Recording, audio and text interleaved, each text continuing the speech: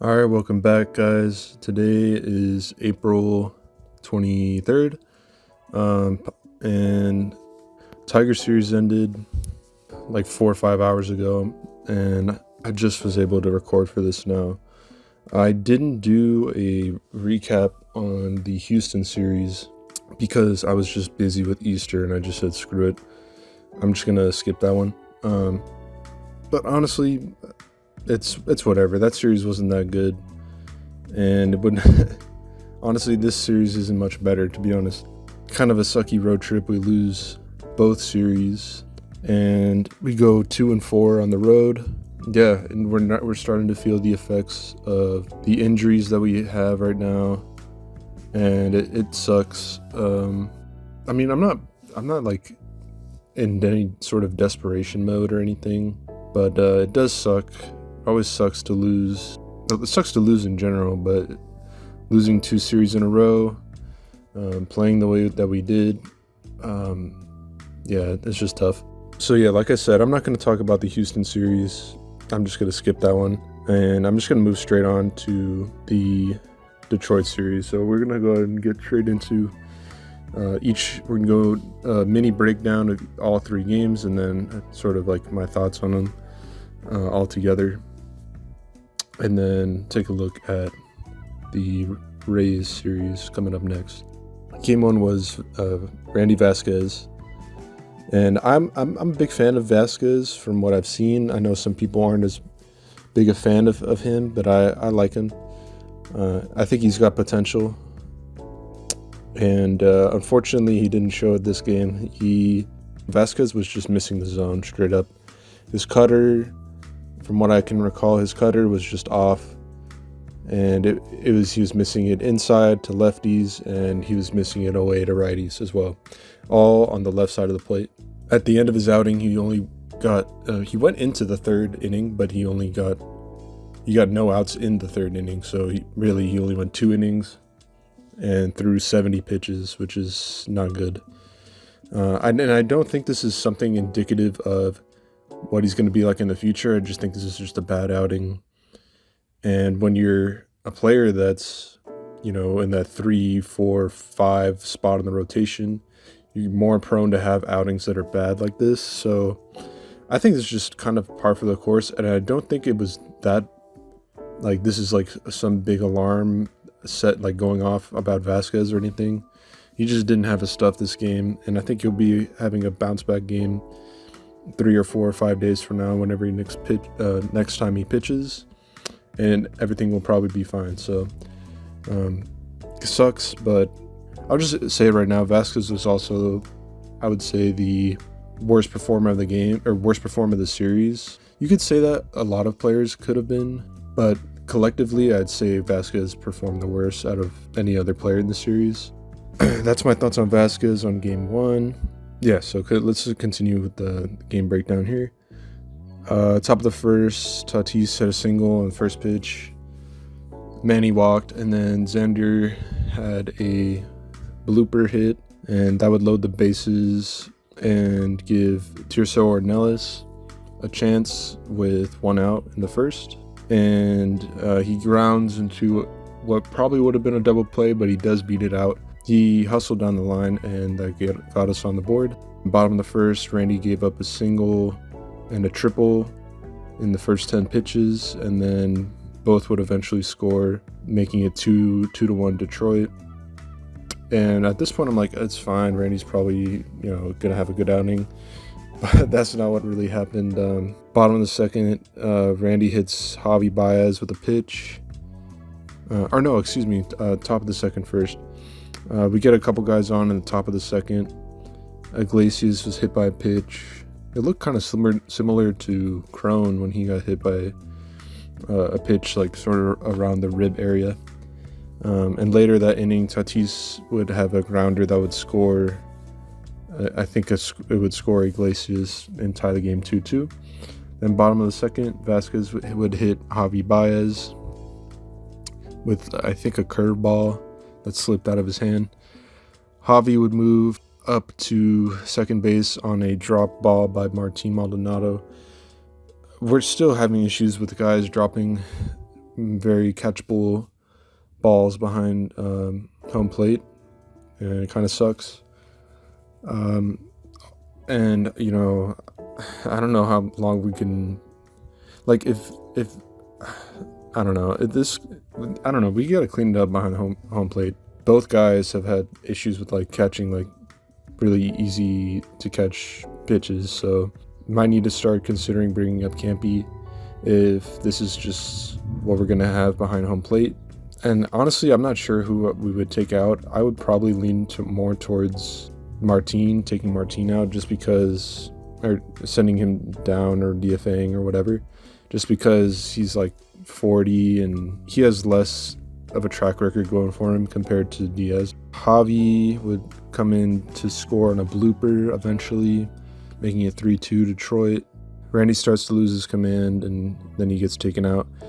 Gillespie comes in and he has to basically do long relief of 2 guys on with nobody out, and he gives up like 2 hits or something, and allows the Tigers to score more, and it gets to be 6-2 Tigers. Top of the 5th, we kind of come back a little bit. Sheets gets a solo homer, helped by the wind there. We've been playing in a lot of windy places, and the wind finally helps us here. 6-3 Tigers, and then Manny hits a single, X walks. Connor Joe pinch hits for Tirso, and then grounds into a fielder's choice, moving guys up.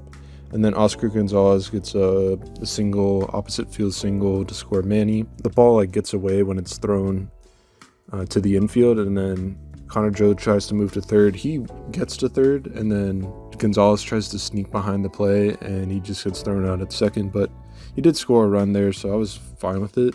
But I will say, like, our base running has not been very good to start the year. So I think we need to clean that up a bit as well. Like, we can blame some stuff on why we lost on like on injuries and stuff, but there's some stuff that we can clean up ourselves still, like regardless of that.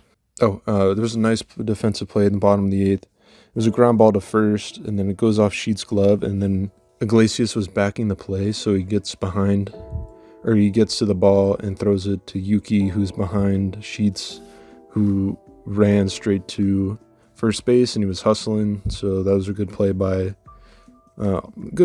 both Iglesias and Yuki, and that kept a guy at second base, and who probably would have scored if Iglesias didn't make that play, and Iglesias and Yuki didn't make that play.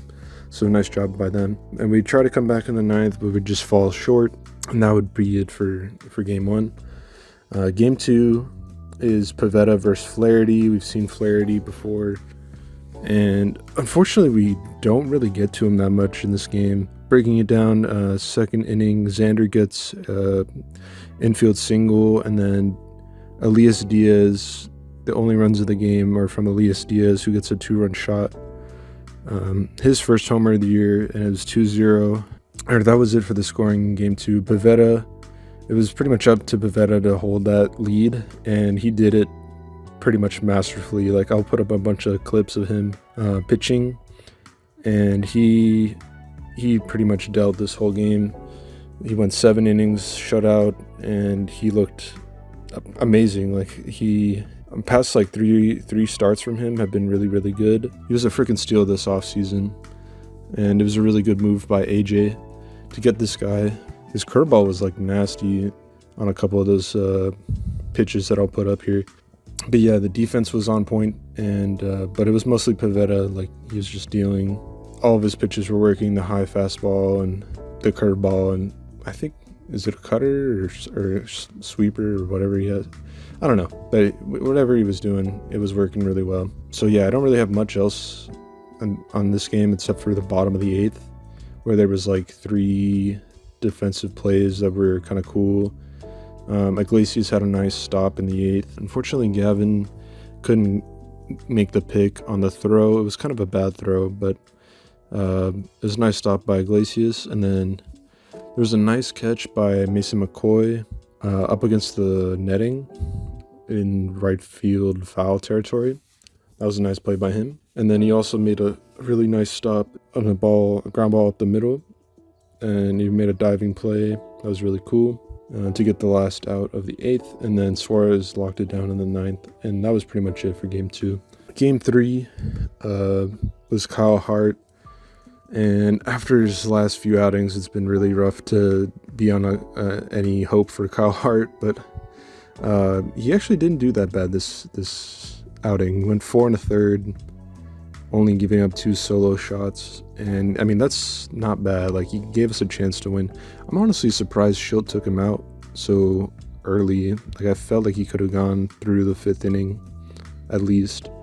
But Alec Jacob would come in to finish the 5th and 6th inning, and he wouldn't give up any runs. So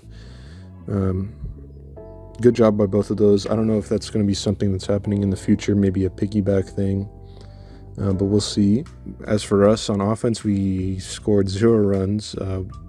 This guy Olsen for the Tigers absolutely made a fool of our lineup.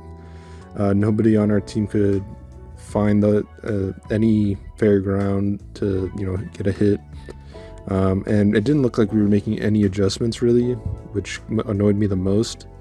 We just kept swinging early in the counts and not making any like hard contact, and so Olsen basically cruised through 7 innings, and then only in the 8th inning did we kind of get a little bit to him. Maybe we got a couple guys on, but that was mostly when he was like kind of gassed out at that point. Yeah, really bad performance from the offense. All of like Olsen's first 7 innings were like only 10 pitches, 12 pitches, something like that.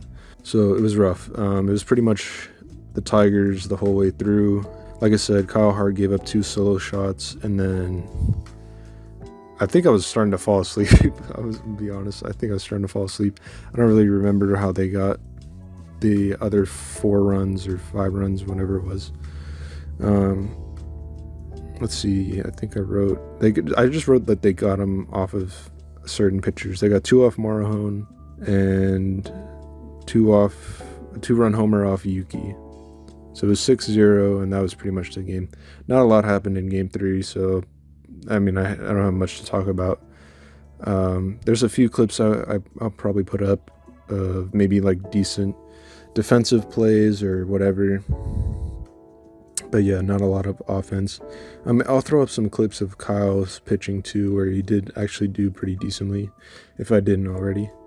But that was pretty much it for this series. And yeah, player of the series and pitcher of the series, I'm just going to give it to Pivetta for both, just because no one else really was deserving of it. I was going to give it to player of the series to Sheets, but this 3rd game, he didn't look good at all. I think he had 2 or 3 strikeouts, and that kind of canceled him out. I wanted to give it to him because he's a birthday boy, but I just couldn't for that last game. I'm just going to give both to Pivetta. And like I said, worst performer, Vasquez, with his 70 pitches in 2 innings. I think he'll bounce back, but yeah. What else do I want to talk about? Merrill's probably going to be back in early May. I think they said May 1st, but I'm not sure. Maybe around, I'd just say early May. Crone, I think they said will be back mid-May, which is what I thought was going to be the earliest he would be back. So I always want to give like a little more leeway than they say, because they usually push it back when they bring guys back. So Crone's probably mid-May, Merrill's early May. Darvish, I've heard some reports that Darvish may be coming back in May, but I've also heard some reports that he's going to come back in June. So if I would probably bet more towards June. Let's see. Arise. I haven't really heard any update on him, but I would assume at least the 7 days minimum. I hope he comes back soon, and as long as he's healthy, I don't mind waiting. Final thoughts on the series. I kind of already said my thoughts earlier, but to sum it up, the road trip is disappointing, but kind of expected just because of how many guys are down at this point that are like high-level guys that we need in order to keep winning like we have been. Yeah, anyway. let's just put this road trip behind us. We're 12-8 in April, 17-8 overall. It's still a great record. And we have the Rays coming up at home. Rays have been kind of mediocre to below average to start the season. Their offense isn't really that good, so hopefully we can just come home, give our starters a few runs, and just hold the lead, hand it off to the bullpen, and take the series. And then we have a two-game series against the Giants. I'll talk more about those two games, after the Rays series. So they're going to be important, though. All games against the Giants, D-backs, and Dodgers would be pretty important. That about does it for this video, so I'll see you guys after the Rays series. So go Padres and take care, guys.